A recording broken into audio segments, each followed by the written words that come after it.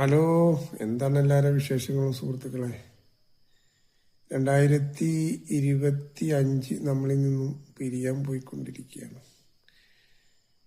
വളരെ കുറച്ച് ദിവസങ്ങൾ മാത്രമേ ഇനി 2025 എന്ന ഈ വർഷത്തിൽ നമുക്കുണ്ടാവുള്ളൂ.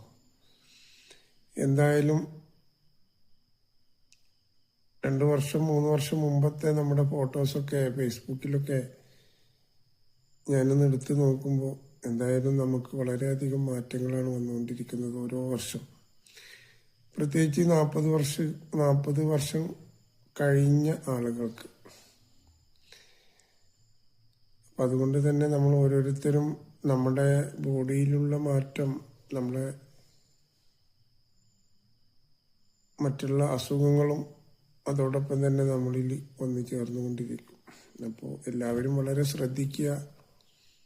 അതാണ് പ്രത്യേകമായിട്ട് പറയാനുള്ളത്. അതാണ് എന്നോടെന്ന പോലെ നിങ്ങളോടും എനിക്ക് ഓർമ്മപ്പെടുത്താനുള്ളത്. ഇന്ന് നമ്മളെല്ലാവരും ഭയപ്പെട്ട് കൊണ്ടിരിക്കുന്ന ഒരു ഡിസീസാണ്, നമ്പർ 1 കില്ലർ ഡിസീസ് എന്ന് വേണമെങ്കിൽ പറയാം, ഹാർട്ട് അറ്റാക്ക്. അതിൻ്റെ പ്രധാനപ്പെട്ട കാരണം ജീവിതശൈലി രോഗങ്ങളാണ്. അപ്പം നമ്മൾ ആ ജീവിതശൈലി രോഗങ്ങൾ എന്ന് പറയുമ്പോൾ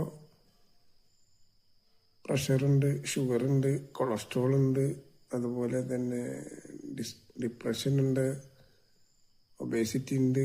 അങ്ങനെ പല രീതിയിലുള്ള ജീവിതശൈലി രോഗങ്ങളും നമുക്ക് വന്നു ചേരുമ്പോൾ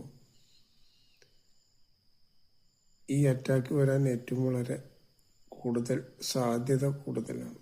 കാരണം ജീവിതശൈലി രോഗങ്ങളുടെ ഒരു എൻഡ് റിസൾട്ടാണ് ഈ അറ്റാക്ക് എന്ന് പറയുന്നത്. അപ്പോൾ അറ്റാക്കാരാണ് നമ്മുടെ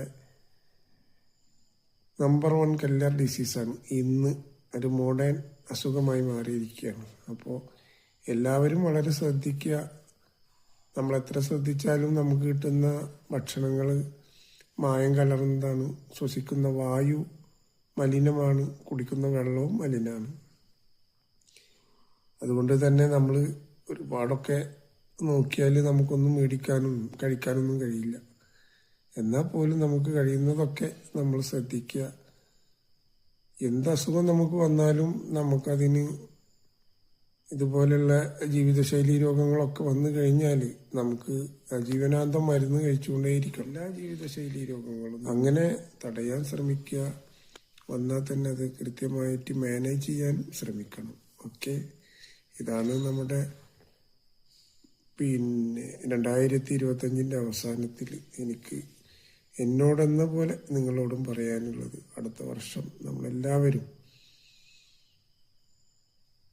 അടുത്ത വർഷത്തിൻ്റെ എൻഡിലും ഇതേപോലെ ഹെൽത്തിയായി ഇരിക്കട്ടെ എന്ന് ആത്മാർത്ഥമായി പ്രാർത്ഥിക്കുന്നു, ആഗ്രഹിക്കുന്നു.